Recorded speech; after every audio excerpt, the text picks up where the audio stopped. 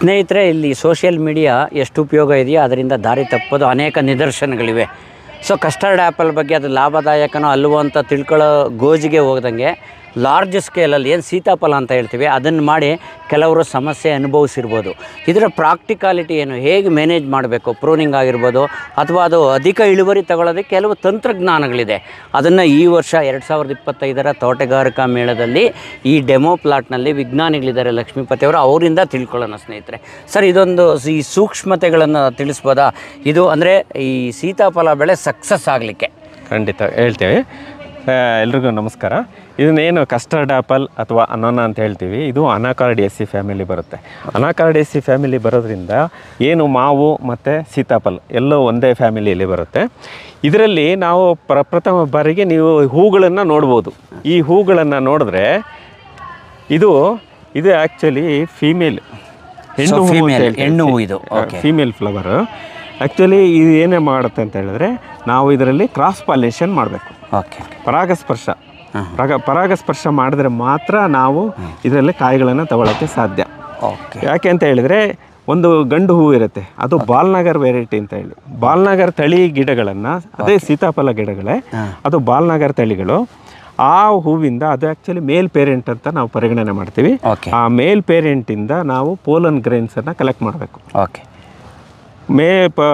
ಪರಾಗ ರೇಣುಗಳು ಅವನ್ನ ಮಾಡಿ ನೋಡಿ. ಆ್ಯಕ್ಚುಲಿ ಈ ಫ್ಲವರಿಗೆ ನಾವು ಮಾಡ್ಬೋದು. ಓಕೆ, ಹೀಗೇನೆ ಒಂದು ಬ್ರಷಲ್ಲಿ ಪರಾಗ ರೇಣುಗಳನ್ನು ತಗೊಂಡು ಬ್ರಷಲ್ಲಿ ಟಚ್ ಮಾಡಿ ಮುಟ್ಟಿಸಿ ನೀವು ಇದರಲ್ಲಿ ಈ ಓವಿಲ್ ಮೇಲೆ ಕೂರಿಸ್ಬೇಕು. ಯಾಕೆಂದ್ರೆ ಇಲ್ಲಿ ನೋಡ್ತಾ ಇದ್ದೀರಾ, ಇದು ಸ್ಟಿಕ್ಕಿ ಸಬ್ಸ್ಟೆನ್ಸ್ ನೋಡಿ, ಅಂಟಂಟು ಕಾಣಿಸ್ತಾ ಇದೆ.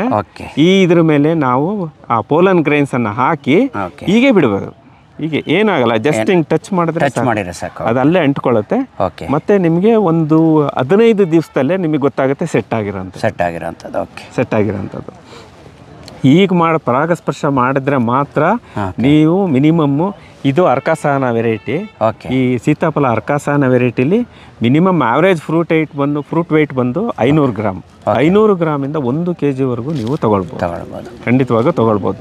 ಅಕಸ್ಮಾತ್ ನೀವೇನಾದರೂ ಕ್ರಾಸ್ ಪಾಲಿನೇಷನ್ ಮಾಡದೇ ಇದ್ರೆ ಅಂಡರ್ ಸೈಜ್ ಫ್ರೂಟ್ ಬಂದ್ಬಿಡುತ್ತೆ. ಅಂಡರ್ ಸೈಜ್ ಫ್ರೂಟ್ ಬರುತ್ತೆ. ಈ ವೆರೈಟಿ ಕ್ಯಾರೆಕ್ಟರ್ ಏನಿದೆ ಅದು ರಿಫ್ಲೆಕ್ಟೇ ಆಗೋದಿಲ್ಲ. ಹಾಗಾಗಿ ರೈತರು ನೀವು ಹೇಳಿದಾಗೆ ಸೋತೋಗ್ಬಿಡ್ತಾರೆ. ಇಲ್ಲಿ ನನಗೆ ಅದೇ ಕ್ವಶನ್ ಬಂದಿದ್ದು. ಈಗ ಯಾರಾದ್ರೂ ನೋಡೋರ್ಗು ಅದೇ ಬರುತ್ತೆ, ಸೀತಾಫಲ ನಮ್ಮ ಹೊಲಗಳಲ್ಲಿದೆ, ಬೆಟ್ಟಗಳಲ್ಲಿದೆ, ಕಾಯಿ ಬಿಟ್ಟಿರ್ತದೆ, ನೀವೇನು ಈಗ ಹೇಳ್ತಿದ್ದೀರಾ ಅನ್ನೋ ಪ್ರಶ್ನೆ ಬರಬಹುದು. ಅದನ್ನೇ ಯಾಕೆ ಆಯ್ಕೆ ಮಾಡ್ಕೊಂಡಿದ್ದಾರೆ ಅಂದ್ರೆ ಬಾಲ್ನಗರ್. ನೀವು ಬಾಲ್ನಗರ್ ಫ್ರೂಟ್ ನಿಮಗೆಲ್ಲ ಮಾರ್ಕೆಟಲ್ಲಿ ಸಿಗೋಂಥದ್ದು ನೋಡ್ಬೋದು.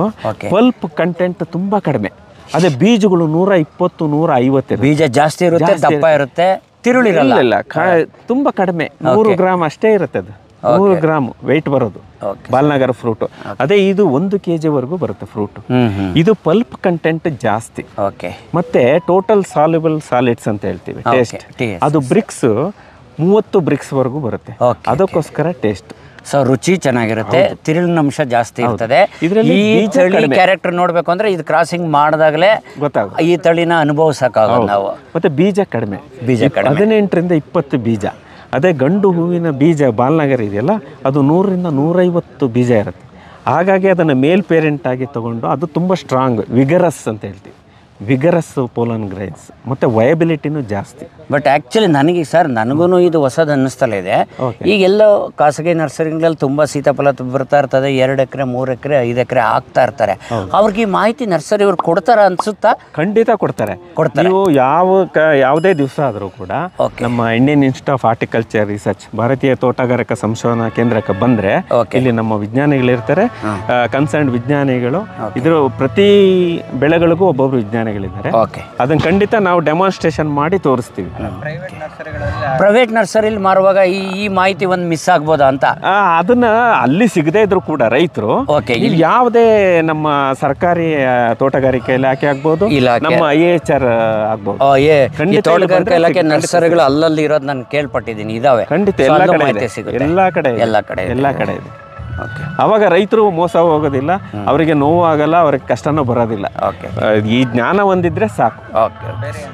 ಮತ್ತೆ ಪ್ರೂನಿಂಗ್ ಇದೆ ಸರ್. ಇದು ಪ್ರೂನಿಂಗ್ ಬಂದು ನಿಮಗೆ, ಪ್ರೂನಿಂಗ್ ಅಂದರೆ ನಿಮಗೆ 5 ವರ್ಷ ಬೇಕು ಒಂದು ಗಿಡ 5 ವರ್ಷ ಏನು ಬೇಕಿಲ್ಲ. ಏನು ಬೇಕಿಲ್ಲ. ಓಕೆ. ಯಾಕಂದ್ರೆ ಇದು ಬ್ರಾಂಚಸ್ ಬರುತ್ತೆ.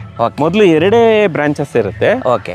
2 ಕಾಂಡಗಳು. ಓಕೆ. ಈ ತರ ಬಂದಾಗ ಏನ್ ಮಾಡಬೇಕು, ಓಕೆ. ಫಸ್ಟ್ ಒಂದು ಸೆಂಟ್ರಿಂಗ್ ಓಪನಿಂಗ್ ಮಾಡಬೇಕು. ಓಕೆ. ನೋಡಿ ನೀವು ಇಲ್ಲಿ ತೋರಿಸ್ತೀನಿ. ಓಕೆ. ನೋಡಿ ಈ ತರ ಮಾಡಬೇಕು. ಓಕೆ. ಇದು ಆಕ್ಚುಲಿ ರೂಟ್ ಸ್ಟಾಕ್. ಓಕೆ. ಇದು ಗ್ರಾಫ್ಟೆಡ್ ಅಲ್ಲಿ ರೂಟ್ ಸ್ಟಾಕ್ ಬರುತ್ತೆ.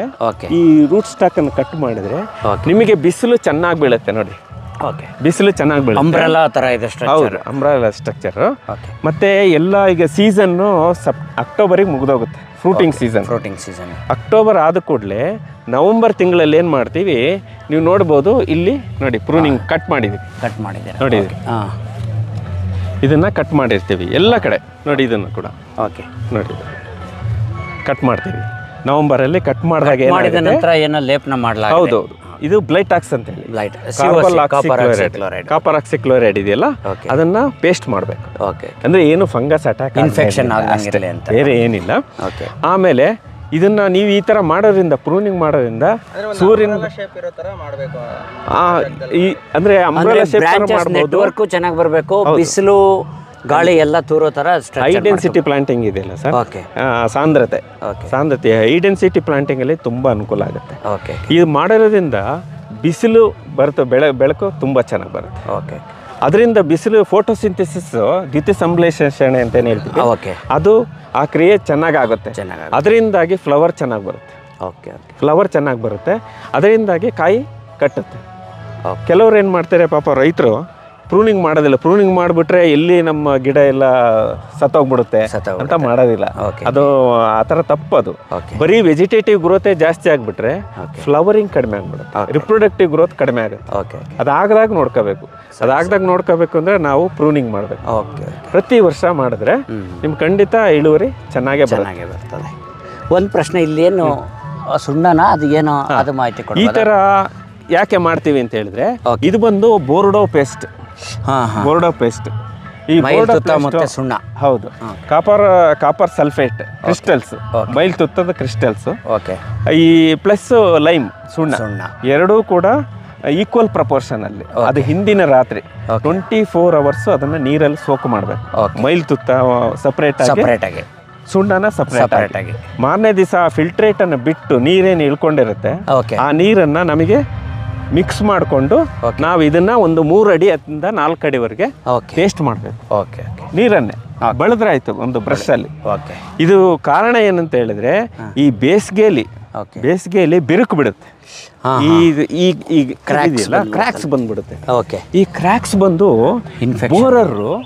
ಬೋರರ್ ಮೊಟ್ಟೆ ಇಟ್ಬಿಡುತ್ತೆ. ಈ ಮ್ಯಾಂಗೋದಲ್ಲಿ ಆಗ್ಬೋದು, ಮತ್ತೆ ಇದರಲ್ಲಿ ಅರ್ಕಾಸಾನ ಆಗ್ಬೋದು, ಮತ್ತೆ ಕ್ಯಾಶ್ಯೂನಲ್ಲಿ ಆಗ್ಬೋದು, ಗೇರು ಮರ, ಹಲಸಿನ ಮರ, ಇದರಲ್ಲೆಲ್ಲ ಕ್ಯಾಶ್ಯೂ ಸ್ಟೆಮ್ ರೂಟ್ ಬೋರರ್ಸ್ ಇರುತ್ತೆ. ಅದು ಬಂದು ಮೊಟ್ಟೆ ಇಟ್ಬಿಟ್ಟು ಅದು ಬ್ರೀಡಿಂಗ್ ಸೀಸನ್, ಅದಕ್ಕೆ ಅವಕಾಶ ಮಾಡಿಕೊಡ್ಬಾರ್ದು. ಒಂದು. ಎರಡನೇದಾಗಿ ಗೆದ್ದಲು ಹುಳ ಬರೋದಿಲ್ಲ. ಆಮೇಲೆ ಮೂರನೇದಾಗಿ ಇಲ್ಲಿ ಡೌಟ್ ಬರ್ತದೆ, ಗೆದ್ದಲು ಅನ್ನೋದು ಅದು ಕೀಟ ಆಯ್ತು, ಇಲ್ಲಿ ನಾವು ರೋಗನಾಶಕ ಹಾಕಿದೀವಲ್ಲ, ಅಂದ್ರೆ ಸರ್ ಇದು ಮೈಲ್ ತುತ್ತ ರೋಗನಾಶಕ ಅಂತ ಆಗೋದೇ ಇಲ್ಲ.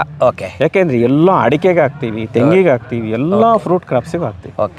ಗೆದ್ದಲು ಬರೋದಿಲ್ಲ, ಖಂಡಿತ ಬರೋದಿಲ್ಲ. ಮೂರನೇದಾಗಿ ಬಹುಮುಖ್ಯವಾದಂಥದ್ದು ಸನ್ಸ್ಕಾರ್ಚಿಂಗ್ ಆಗ್ತದೆ. ಈಗ ನಾವು ಸನ್ಸ್ಕಾರ್ಚ್ ಆದರೆ ನಾವೇನು ಮುಖಕ್ಕೆ ಹಾಕ್ತೀವಿ. ಹಾಗಾಗಿ ಈ ಎಸ್ಪೆಷಲಿ ನಮ್ಮ ಅರ್ಕಾಸಾನ, ಈ ಕಸ್ಟರ್ಡ್ ಆ್ಯಪಲ್ ಇದೆಯಲ್ಲ, ಬೆಳಿಗ್ಗಿನ ಬಿಸಿಲು ಈಗ ಮಧ್ಯಾಹ್ನದಿಂದ ನಂತರ ಸಾಯಂಕಾಲದವರೆಗೆ ಬಿಸಿಲು ಇದೆಯಲ್ಲ, ಅದು ಪಶ್ಚಿಮ ಭಾಗಕ್ಕೆ ಬರುತ್ತೆ. ಆ ಪಶ್ಚಿಮ ಭಾಗದ ಗಿಡಗಳಿಗೆ ತುಂಬಾ ಅಡ್ಡ ಪರಿಣಾಮ. ಯಾಕೆಂದ್ರೆ ಅದಂಗಾಗಿ ಬಿರುಕು ಬಿಟ್ಟುಬಿಡುತ್ತೆ. ಇದನ್ನು ತಡೆಗಟ್ಟೋ ಸನ್ಸ್ಕಾರ್ಚನ್ನು ಅವಾಯ್ಡ್ ಮಾಡಬೇಕು ಅಂತಂದರೆ ಈ ಬೋರ್ಡೋ ಪೇಸ್ಟನ್ನು ಹಾಕಬೇಕು. ಇದು 3 ಇದರದ್ದು ಲಾಭ. ಸ್ನೇಹಿತರೆ, ಈ ವಿಡಿಯೋದಲ್ಲಿ ನಿಮಗೆ ಒಂದು ಈ ವೆರೈಟಿನಿಂದ ಪ್ರಯೋಜನ ಪಡ್ಕೊಳ್ಳೋದಕ್ಕೆ ಏನು ಮಾಡಬೇಕು ಅನ್ನೋದು ವಿಜ್ಞಾನಿಗಳು ತಿಳಿಸ್ಕೊಟ್ಟಿದ್ದಾರೆ. ಕ್ರಾಸಿಂಗ್ ಮಾಡಿರ್ತಕ್ಕಂಥದ್ದು ಅಂದರೆ ಮೇಲ್ ಬಾಲನಗರ್ ವೆರೈಟಿ ಹಾಕ್ಕೊಂಡು ಅಲ್ಲಿಂದ ಪೋಲನ್ ಗ್ರೇನ್ಸ್ ತಂದು ನಾಟಿ ಮಾಡೋದು, ಇದು ಕ್ರಾಸ್ ಮಾಡೋದು. ಹಾಗೆ ಪ್ರೂನಿಂಗ್ ಹೇಗೆ ಮಾಡಬೇಕು ಅನ್ನೋದನ್ನು ತಿಳಿಸ್ಕೊಟ್ಟಿದ್ದಾರೆ. ಹಾಗೆ ಇಲ್ಲೇನು ಪೇಸ್ಟ್ ಮಾಡಿದೆ ಮರಗಳಿಗೆ ಬೋರ್ಡೋ ದ್ರಾವಣ, ಅದರ ಅನುಕೂಲಗಳು ತಿಳ್ಕೊಟ್ಟಿದ್ದಾರೆ. ದಯವಿಟ್ಟು ಯಾರೆಲ್ಲ ಬೆಳೆ ಮಾಡಬೇಕು ಅಂತ ಪ್ಲ್ಯಾನಲ್ಲಿದ್ದೀನಿ, ಇದನ್ನು ಅಳವಡಿಸ್ಕೊಳ್ಳೋದು ಅನುಕೂಲ ಆಗುತ್ತೆ ಅನಿಸುತ್ತೆ. Thank you very much. ಧನ್ಯವಾದಗಳು. Thank you sir.